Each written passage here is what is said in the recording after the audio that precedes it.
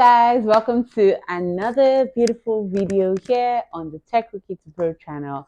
I'm still Ella, your one and only. Yeah, so welcome. If you're new here, thank you for joining. And if you're a returning subscriber or another viewer, thank you. I appreciate your loyalty. Okay, let's jump right in. So in this video, I'll be sharing about 5 tips for people who are just transitioning into product management or any tech role at that. And if you want to also improve your skills, I'll be adding a few bonus tips, right, to help you. So initially, when I transitioned into the tech space, it was about 5 years ago or so, about in 2017 or 2018.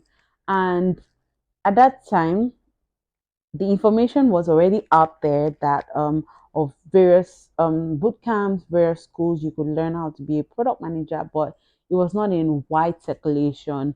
I think we're still dabbling into Web 2 and all those at that time.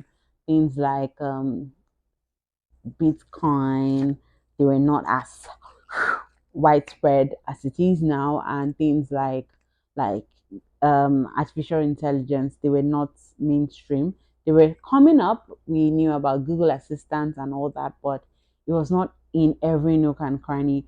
But right now we find it everywhere. But I think part of the things that helped me basically hone my skills were watching videos online. YouTube is your friend. Product School, Product Tank, even indigenous brands like Product Dive, Utiva, and not to call all these names because this video is not sponsored, but these were various tools that helped me and other product managers transition.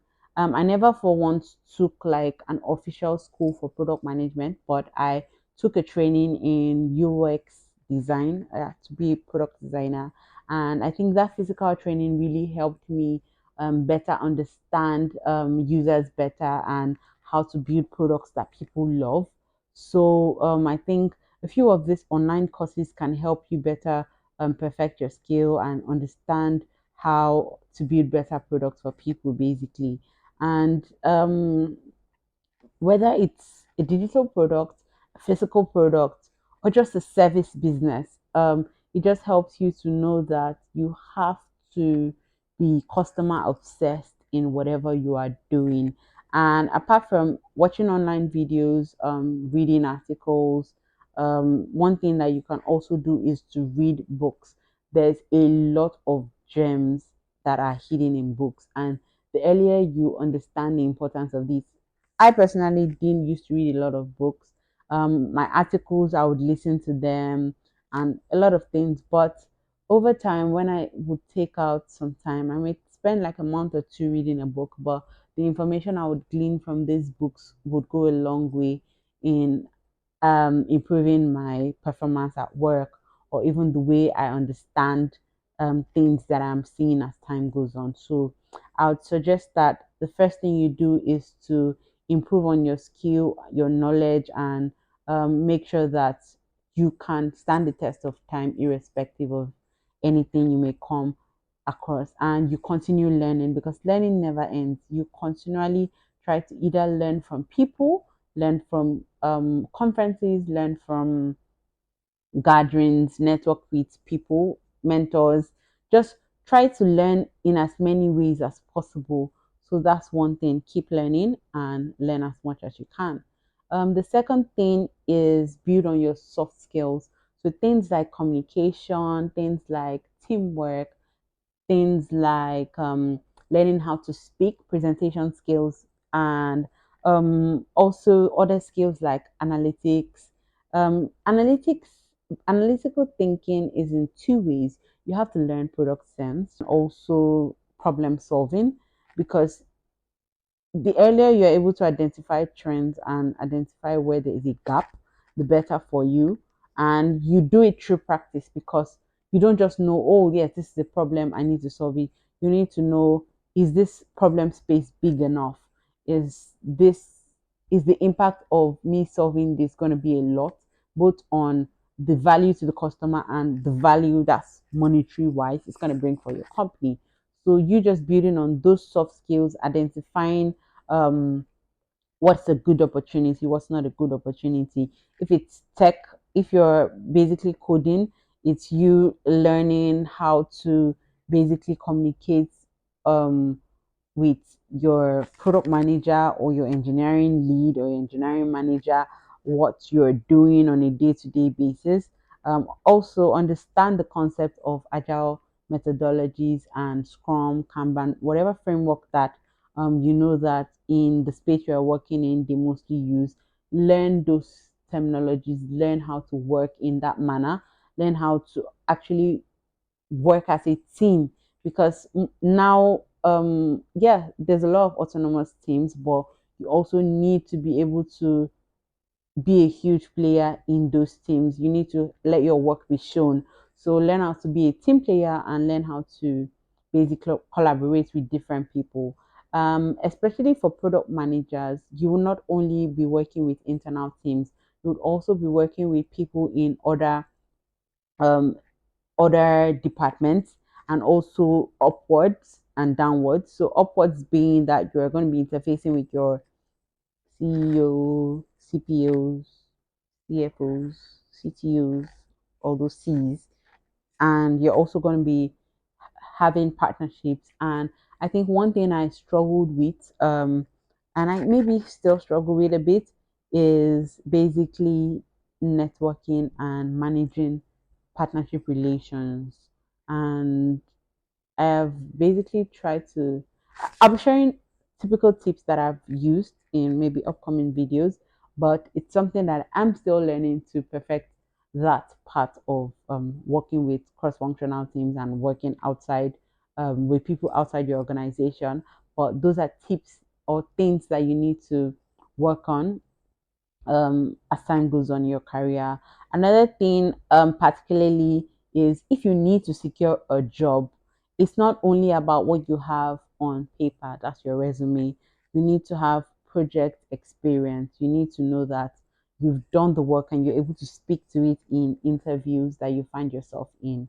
Because they don't only want to know, oh, this person has the book knowledge, you know, about autonomous teams, you know, about delivering MVPs, you know, about just having the buzzwords and throwing it up and down.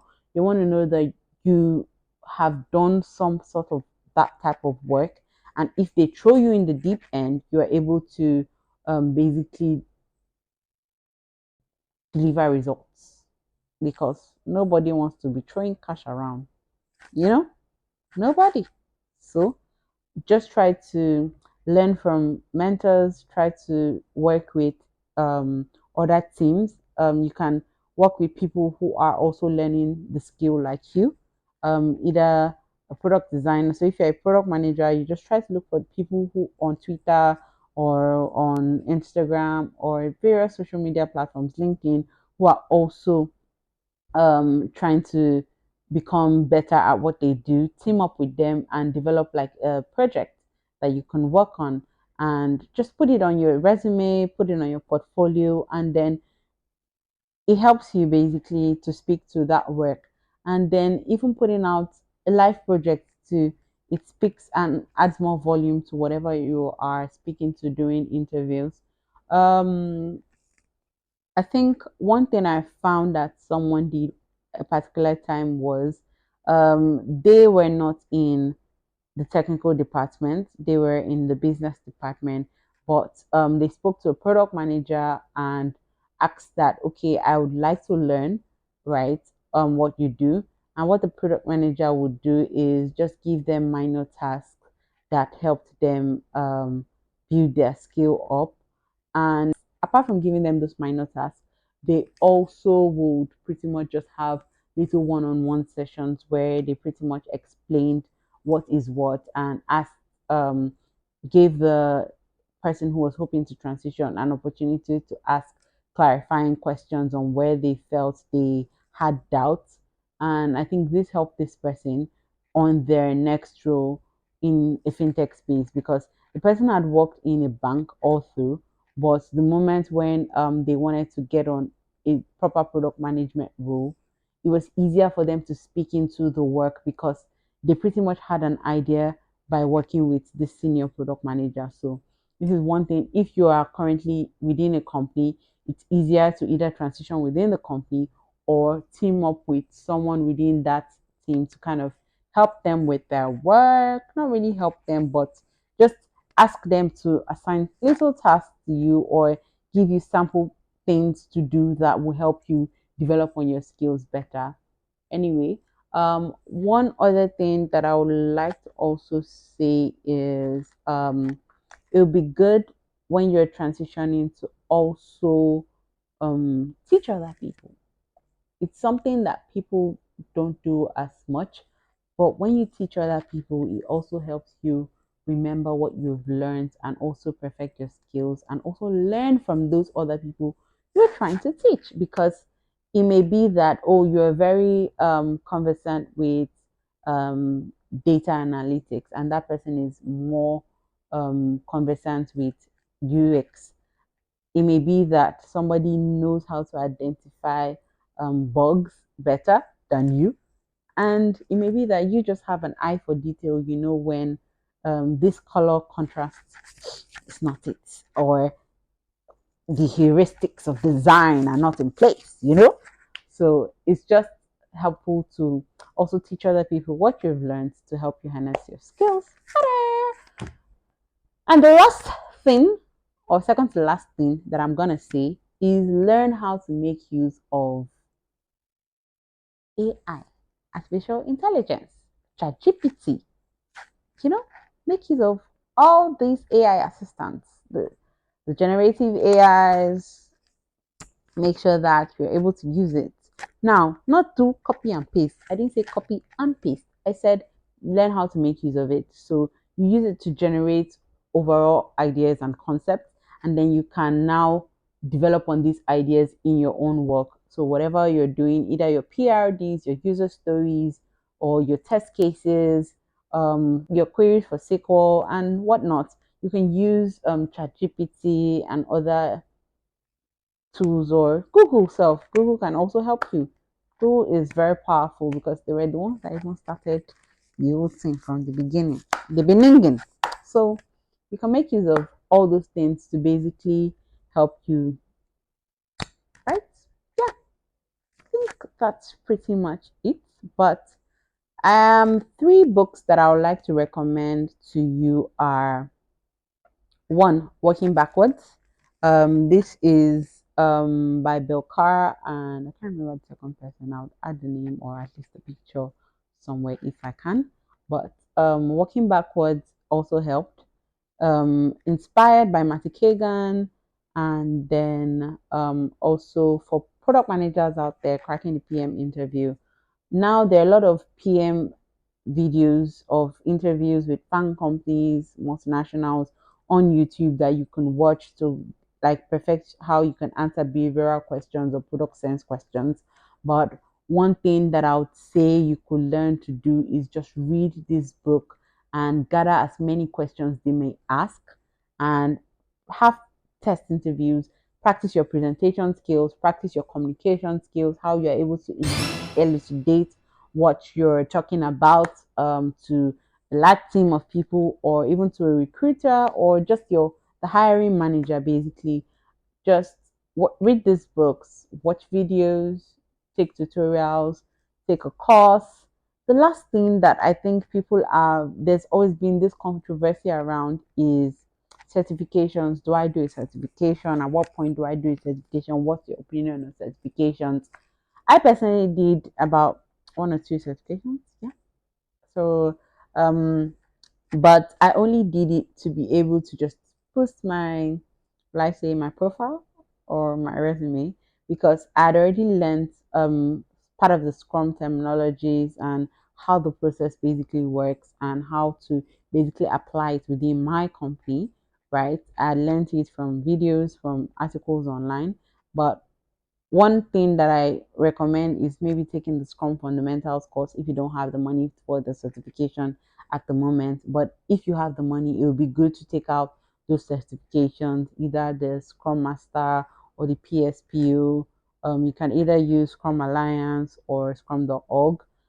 There's also the CBAP, that's for business analysts. So I know there are other certifications for people like in DevOps. Yeah, there's cloud practitioners from Azure, from AWS, and also from Google.